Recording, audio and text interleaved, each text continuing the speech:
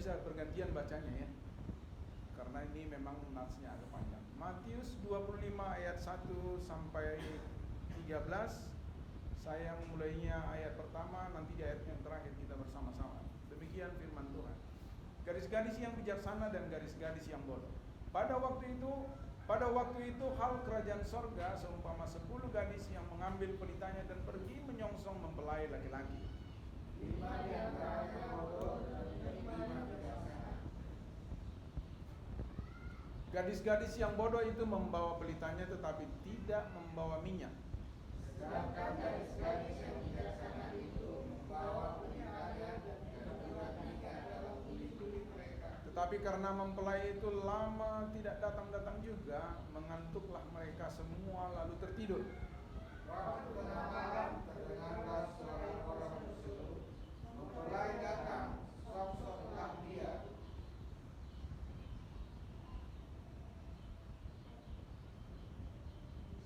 Gadis-gadis itu pun bangun semuanya lalu membereskan pelita mereka. Gadis-gadis yang bodoh berkata kepada gadis-gadis yang bijaksana, berikanlah kami sedikit dari minyakmu itu, sebab pelita kami hampir padam. Tetapi jawab gadis-gadis yang bijaksana itu, nanti tidak cukup untuk kami dan untuk kamu. Lebih baik kamu pergi kepada penjual minyak dan beli di situ. Akan tetapi waktu mereka sedang pergi untuk membelinya, datanglah mempelai itu dan mereka yang telah siap sedia masuk bersama-sama dengan dia ke ruangan perjamuan kawin, lalu pintu ditutup. Kemudian datang juga gadis-gadis yang lain itu dan berkata, Tuan, bukakanlah kami pintu. Tetapi ia menjawab, aku berkata kepadamu, sesungguhnya aku tidak mengenal kamu. Kita sama?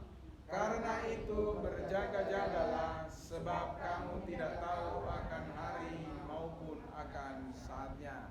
Amin. Sedemikian pembacaan firman Tuhan. Ibu bapak yang kekasih dalam nama Yesus, saya kasih judul sendiri ya dengan pembacaan kita hari ini dan renungan yang mau kita bawa pulang. Persiapan menyongsong kedatangan mempelai surgawi. Ini menjadi pemahaman baru bagi kita. Supaya apa? Supaya kita tahu persiapan apa yang perlu kita lakukan. Baik. Kalau diceritakan di nats ini tentang gadis yang 10 orang. Ada 5 gadis yang bijak, ada 5 gadis yang bodoh. Kenapa gadis-gadis dibilang? Kenapa nggak laki-laki? Kita harus paham dulu bahwa Alkitab mencatat bahwa perempuan itu melambangkan gereja, melambangkan umat kita semua sebagai mempelai wanita Kristus. Amin. Supaya kita tahu rujukannya. Kita lihat Yesaya 54 ayat 5. Karena ini nanti agak banyak membaca nats sebagai rujukan. Bolehlah nanti satu orang, siapa yang bantu saya setiap saya sebutkan nats, nanti boleh bantu baca, siapa ya? Pak Gula kah atau itu boleh? Yang bisa cepat baca? Bisa ya? Ayo. Yesaya 54 ayat 5, silakan toh.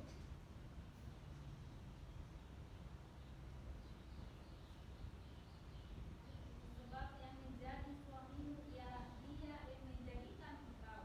Ya, terus. Amin. Menjadi penebusku ialah yang maha kudus Allah saya. Ia disebut Allah seluruh dunia. Siapa suami kita? Dia yang menjadikan manusia. Tuhan itulah nanti yang menjadi mempelai pria kerajaan sorga. Dialah mempelai surgawi. Dan kita semua menjadi mempelai wanita. Makanya perumpamaan ini tidak disebutkan 5 laki-laki bodoh dan 5 laki-laki bijak, tapi disebutkan gadis karena memang kita inilah mempelai wanita kerajaan surga. Coba lihat 2 Korintus 11 ayat 2. 2 Korintus 11 ayat 2. Ayo cepat baca tuh.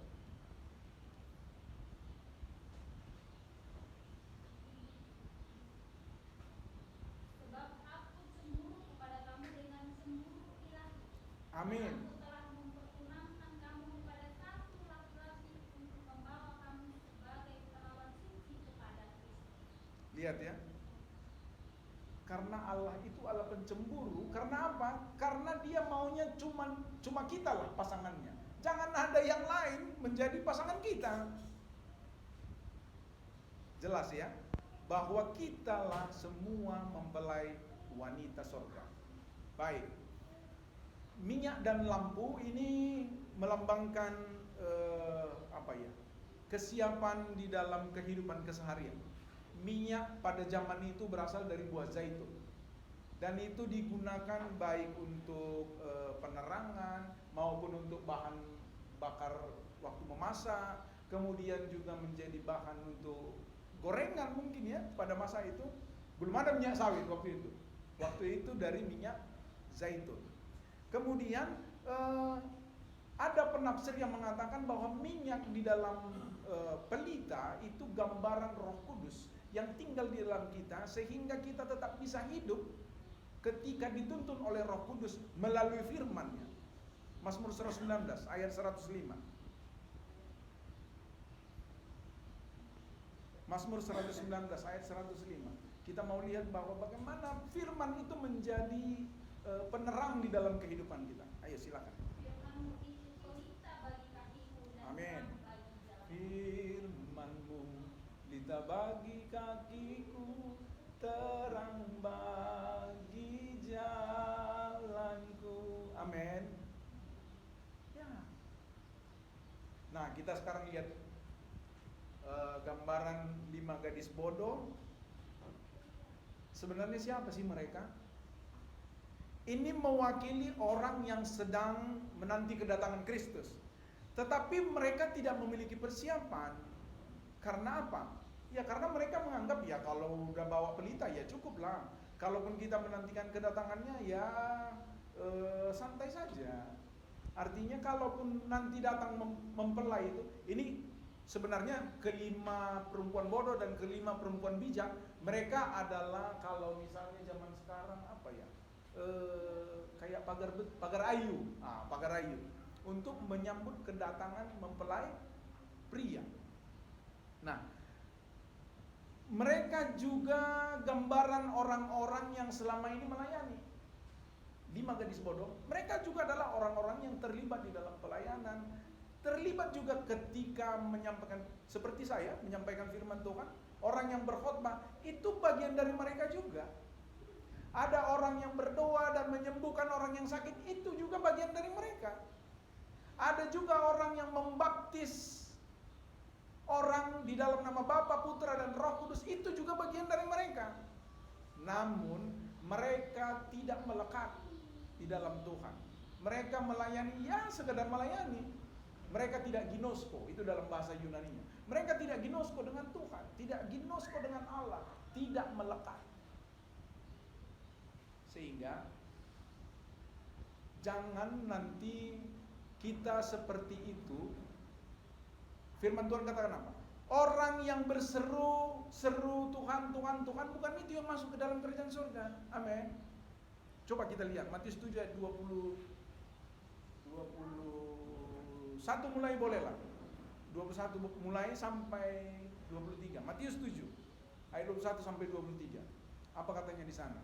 Supaya kita boleh melihat bahwa bukan karena hebatnya kita melayani, bukan karena kita sudah aktif beribadah mulai dari minggu, tengah minggu, akhir minggu, dan semua ibadah kita ikuti dan kita melayani, bukan. Tetapi coba lihat, baca Matius 7. Bukan setiap orang yang berseru kepadaku, Tuhan, Tuhan, akan masuk ke dalam kerajaan surga. Amin. Melainkan dia yang melakukan kehendak Bapa-Ku. Yang melakukan terus. Pada hari terakhir banyak orang akan berseru kepadaku, Tuhan, Tuhan, bukankah kami bernubuat demi nama-Mu? Ya, ada banyak orang bernubuat terus. Iya. Dan mengadakan banyak mujizat demi nama-Mu juga. Iya. Pada waktu itulah aku akan berterus terang kepada mereka dan berkata, aku tidak pernah mengenal kamu. Enyahlah daripadaku, kamu sekalian membuat kejahatan. Ngeri sekali kalau kita dianggap pembuat kejahatan, padahal kita yang sudah menjadi liturgis, kita yang berkhotbah, kita yang berdoa syafaat, kita yang main musik, kita sudah memuji menyembah Tuhan, bahkan kita membuat mujizat sekalipun, Tuhan gak akan tahu. Karena apa? Karena kita merasa bahwa apa yang kita perbuat itu hanya untuk kesenangan pribadi kita, hanya untuk tunjukin bahwa oh ini pelayan. Jangan sampai ketika kita mengetuk pintu itu, Tuhan itu bilang, oh, aku tidak kenal kau. Lukas 13 ayat 25.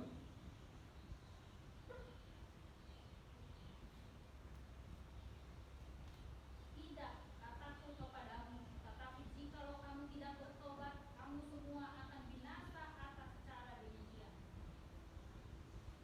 Kalau hanya begitu-begitu sajanya kita, tidak berubah, hanya mengikutkan apa yang kita mau, bahwa kita melayani itu supaya orang tahu bahwa kita Kristen, nggak ukuran. Kita harus bertobat. Loh, saya kan udah Kristen, ngapain bertobat? Saya kan sudah Kristen, sudah melayani, apalagi yang perlu bertobat? Bertobat karena apa? Menjadi bodoh dan menjadi bijak itu pilihan.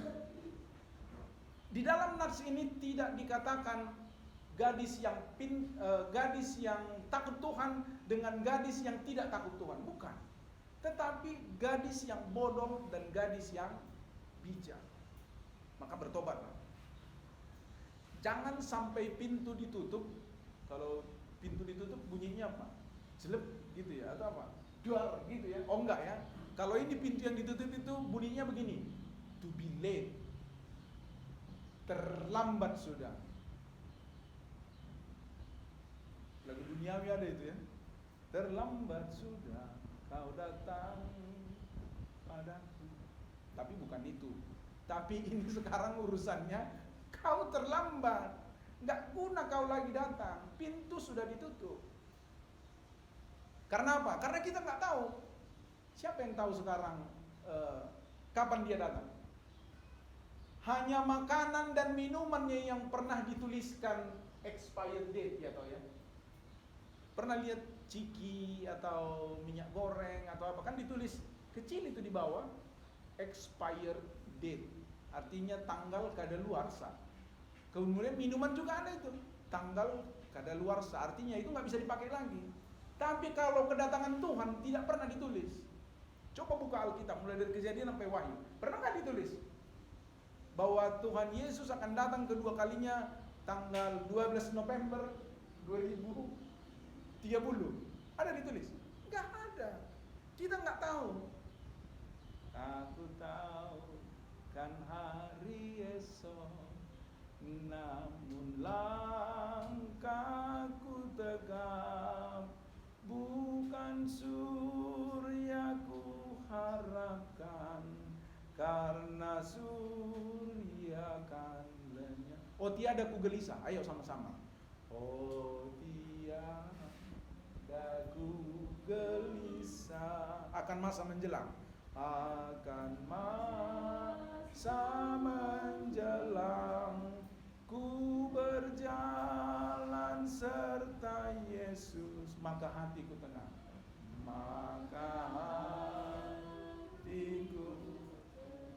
Banyak hal yang tak kupahami, banyak hal tak kupahami dalam masa menjelang, dalam masa menjelang. Tapi terang bagiku kini, tapi terang bagiku kini. Tangan Tuhan yang pegang, tangan Tuhan yang pegang. Mau jalan sendiri gak kuat Bapak Ibu, takkan kuat. Kita lihat 5 gadis yang bijak, itu mewakili orang yang sama-sama menanti kedatangan juga seperti 5 gadis bodoh. Tetapi mereka menanti dengan persiapan yang baik. Apa persiapan mereka? Di dalam buli-buli mereka masih menyimpan minyak. Kalau gadis yang bodoh, mereka tidak punya cadangan minyak. Kalau misalnya kita pergi ke Toba, tidak ada lagi galon sampai sepanjang jalan itu, katakanlah ini contoh tidak ada ya. Kita pasti full tank dari sini supaya cukup untuk pergi dan pulang. Seandainya tidak ada SPBU sepanjang jalan itu, kita harus mengukur bahwa kita harus punya cadangan minyak. Itulah 5 gadis yang bijak. Wahyu 19 ayat 7. Supaya kita tahu bahwa persiapan yang kita lakukan itu baik untuk kekekalan kelak. Ayo, Wahyu 19 ayat 7. Kita bersukacita dan bersorak-sorai dan memuliakan Dia, karena hari perkawinan anak domba telah tiba dan pengantinnya telah siap sedia. Jangan nanti mempelai datang kita tidak siap, pintunya ditutup, kita nunggu di luar. Iya kalau dikasih nunggu, kalau disuruh pulang dan diusir. Nah, kan ada orang banyak tadi teriak, ayo, pempelai sudah hadir, songsonglah dia. Kan ada orang banyak yang berteriak begitu ya, sehingga mereka kaget semua terbangun. Yang 5 yang bodoh dan 5 yang pintar, gadis-gadis itu semua kaget dan terbangun. Jadi orang yang berteriak mengatakan mempelai sudah datang, songsonglah dia, itu gambaran kepada kita bahwa peringatan sudah diberikan kepada semua orang. Tuhan tidak milih-milih, udahlah sama orang gemi suka maju aja lah kita kasih peringatan. Enggak, kepada semua orang. Tapi dalam hal ini semua orang yang sudah kenal dan percaya dan mau ikut Yesus. Amin. Yang belum percaya Yesus memang tidak dikasih tahu ini. Tidak dibilang songsonglah dia.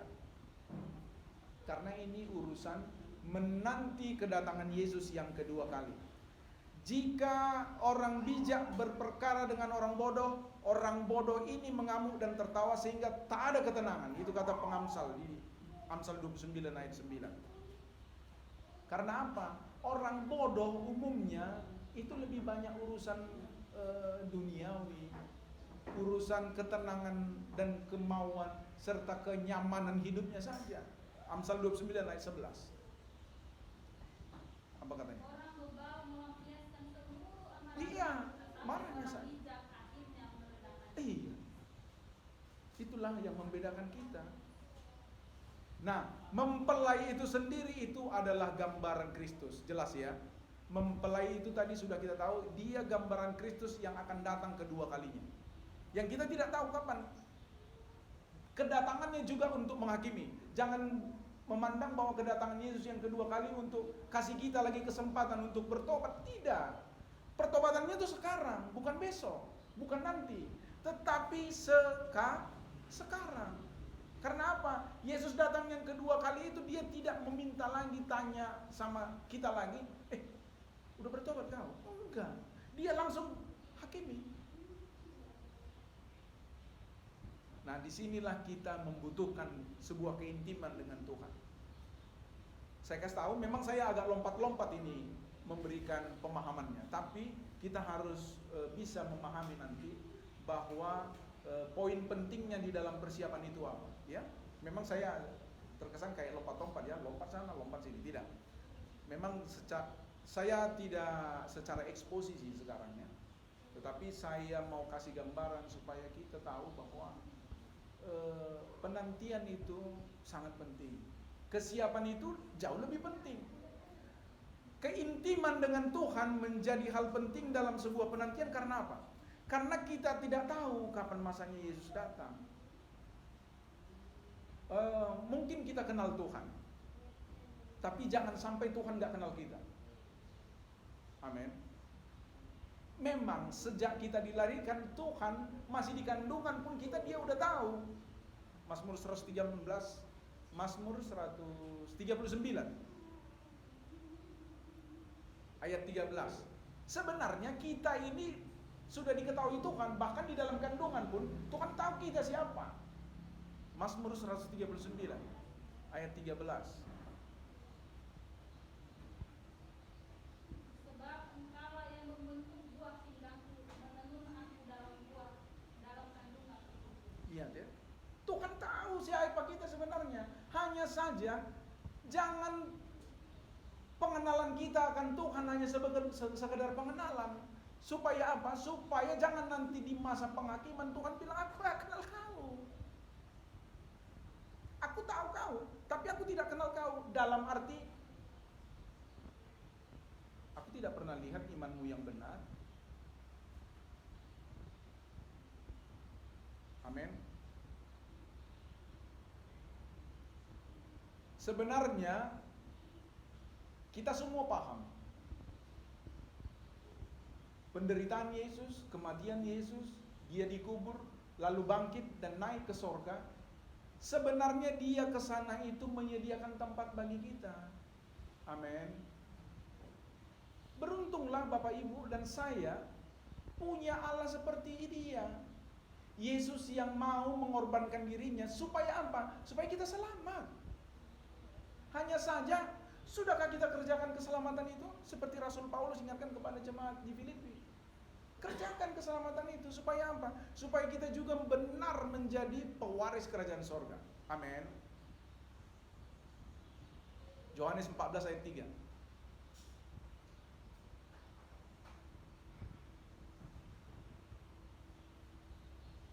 Dan apabila aku telah pergi ke situ dan Ya. telah menyediakan tempat bagimu, Ya. aku akan datang kembali dan membawa kamu ke tempatku, Ya. supaya di tempat mana aku berada, kamu pun berada. Yesus rindu kita sebagai mempelai wanitanya. Dia mau supaya kita juga sama-sama dengan dia di tempat yang dia berasal. Amin. Bayangkan Bapak Ibu, sejahat-jahatnya kita, dia masih tunggu pertobatan kita. Tapi pertobatan itu bukan besok. Kita mulai mencari komunitas yang benar. Tadi ada kelompok 5 gadis yang bodoh, 5 kelompok gadis yang bijak. Itu menggambarkan komunitas. Supaya apa? Supaya kita tahu bahwa lingkungan mana yang membuat kita boleh bertumbuh.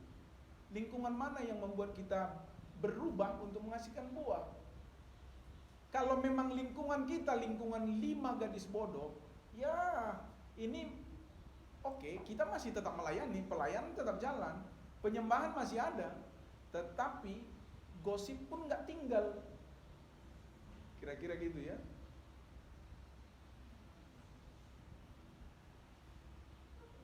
Dalam bacaan kita tadi apa dikatakan? 5 gadis bodoh dan 5 gadis pintar itu sama-sama mengantuk enggak?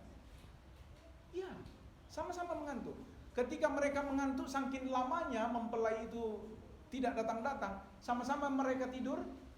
Iya, mereka sama-sama tidur. Tidak ada yang salah dengan mengantuk dan tidur. Itu sebagai gambaran bahwa selama di dunia kita masih diberi kesempatan untuk bekerja, bersosialisasi, ikut kumpulan STM, kita boleh ikut pesta ketika diundang dan seterusnya. Artinya porsi kita dengan yang bodoh dan yang bijak itu sama. Mereka sama-sama mengantuk dan sama-sama tertidur. Tetapi ketika mereka terjaga, mempelai pria itu datang, siapa yang siap? Wanita yang bijak. Artinya tidur itu tidak salah. Hanya saja mimpi kita bukan diberkati. Yang diberkati itu adalah persiapan kita untuk bermimpi. Impian itu tidak salah, tetapi impian itu akan salah ketika impian itu hanya sekedar mimpi. Karena bukan mimpi yang diberkati Tuhan, persiapan itu yang Tuhan memberkati. Amin. Mazmur 127 ayat 2.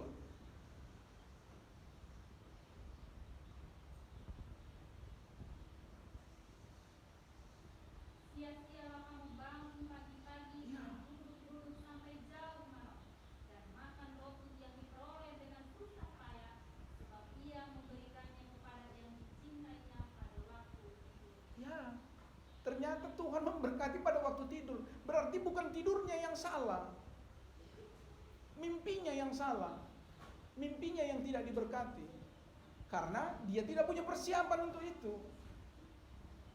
Supaya kita paham ya, mengenal dan mencari komunitas yang benar. Karena apa? Supaya jangan lingkungan itu membawa kita punya jadi kebiasaan buruk. Karena kita tahu sebaik-baiknya kita, kalau masuk kita, nggak usahlah kita sebutkan lingkungan yang mana ya, kita udah paham betul lingkungan mana lah yang sangat cepat bisa merusak kita. 1 Korintus 15 ayat 33. Supaya jelas kita tahu bahwa Kita perlu pergaulan yang benar juga. 1 Korintus 15 ayat 33. Jangan sesat, dengar. Jangan sesat, itu kalimat pembukanya. Jangan sesat. Karena apa? Pergaulan yang buruk merusak kebiasaan yang baik. Pak Gula ini misalnya punya sudah sifat dan kebiasaan karakter yang baik. Masuk aja dia di lingkungan orang yang penjudi, penjina, pencopet. Nunggu nggak sampai sebulan itu. Terkontaminasi. Jadi kita tahu mencari komunitas kita. Kalau kita mencari komunitas kita di 5 orang di kelompok gadis yang bodohlah kita. Tetapi kita mencari komunitas kita di 5 gadis yang bijak, maka bijaklah kita. Amin. Kita akan lihat satu persatu dari semua yang sudah kita dengar dan kita renungkan tadi. Apa sih sebenarnya persiapan yang perlu kita lakukan dalam penantian itu? Yang pertama, persiapan yang matang itu sama seperti atlet yang mau bertanding.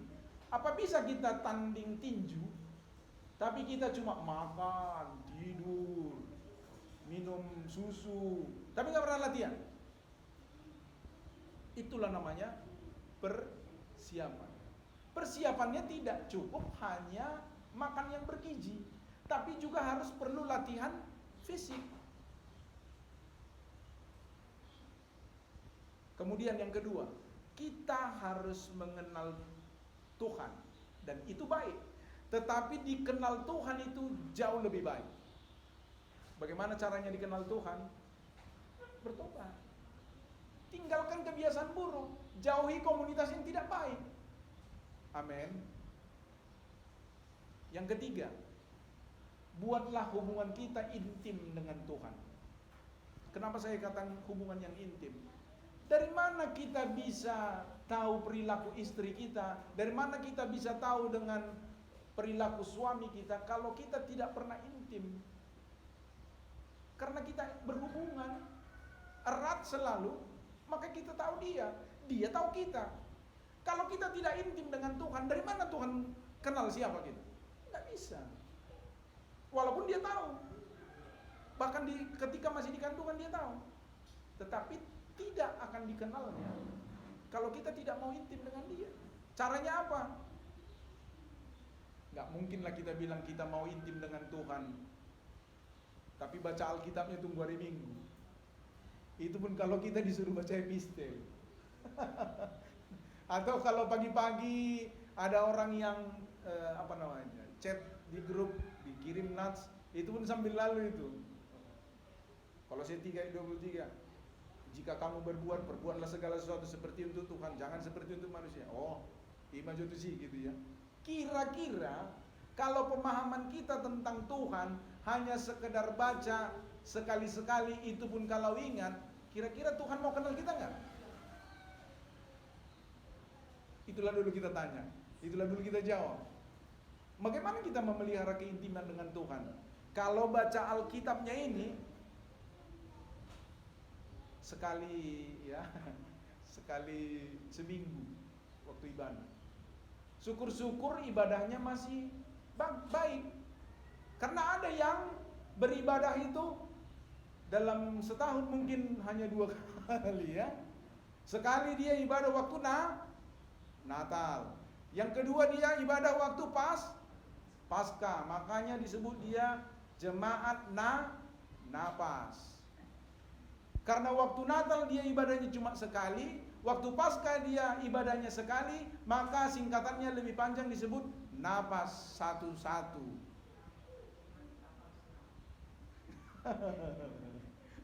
Karena waktu Natal dia beribadah 1 kali, waktu Paskah dia beribadah 1 kali. Makanya disingkat menjadi jemaat napas satu-satu. Sudah cengap-cengap nanti di IGD atau di ICU baru dia Tuhan. Ayo Pak Iwan, ayo naikkan pujian.